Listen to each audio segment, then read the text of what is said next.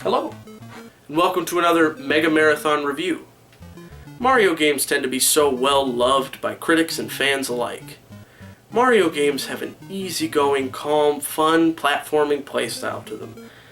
But there's one game that ignores that calm and easygoing feeling, and that game is Super Mario Bros. 2. That's the wrong one. There we go. Super Mario Bros. 2, released in 1986 in Japan for the Famicom Disk System. Most of us across the pond refer to it as Super Mario Bros. The Lost Levels. And I'll be honest, I don't particularly like this game. Is it because it's bad? Well, there's more to it than just good or bad. Well, let's take a look. This is the version on the Wii U's Virtual Console.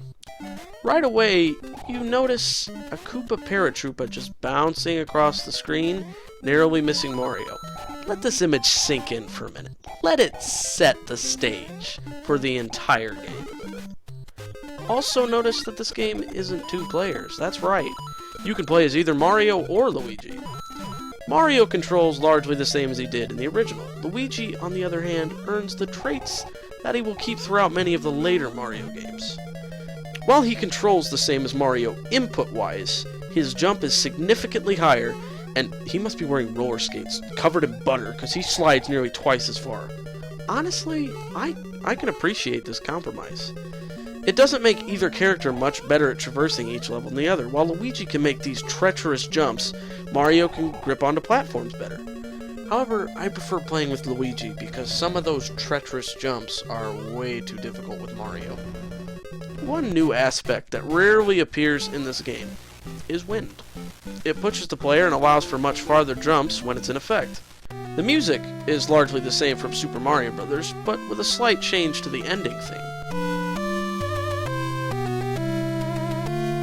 Graphically, the game is a nice improvement. There are some strange choices that are made, like the clouds. They have faces. Yeah, happy faces that enjoy watching Mario die over and over again. Power-ups. Even the mushrooms have faces. Fire Flowers, 1-ups, and the Starman make a return, and... Excuse me? Never mind. Let that image set the tone for the rest of the game. The new power-up, if you can call it that, in Super Mario Bros. 2 is the Poison Mushroom. It acts like any enemy. Touching it a small Mario or Luigi results in a death. Speaking of enemies, they all make a return from Super Mario Bros. Many of them have a couple of new variants. One of which is the red Piranha Plant. Unlike green Piranha Plants, the red variants will come out of the pipe even when the player is standing next to it.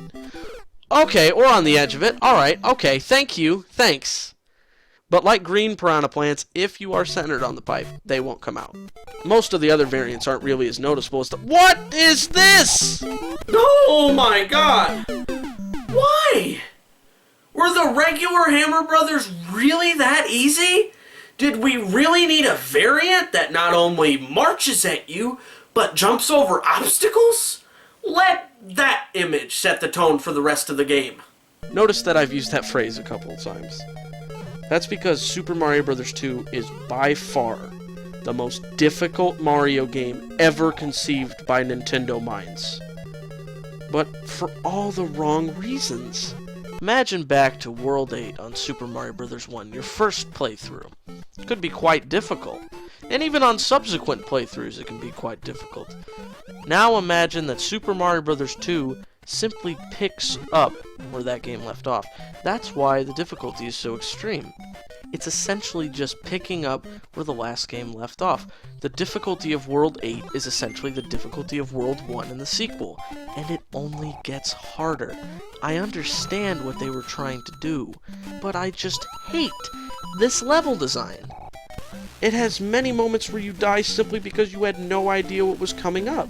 Leaps of faith ending in an untimely death. That's not good level design. Enemy placement is just downright rude. They're placed in such a way to be challenging, sure, but way more frustrating than needed. Had I not exploited the infinite lives glitch, I would never, ever have been able to see the end.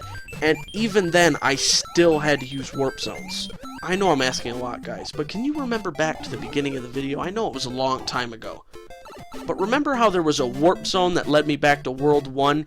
Yeah, the game has warp zones that lead you backwards. Not one, but two of them!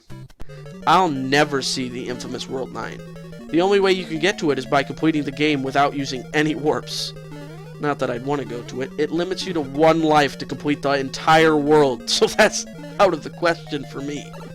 Even then, there are a total of 4 more worlds to explore if you beat the game 8 times. 8 times. I don't have the patience to endure this 7 more times. If you want to play Worlds A through D, play it on the Super Nintendo with Super Mario All-Stars. Or better yet, just play the other Super Mario Bros. 2.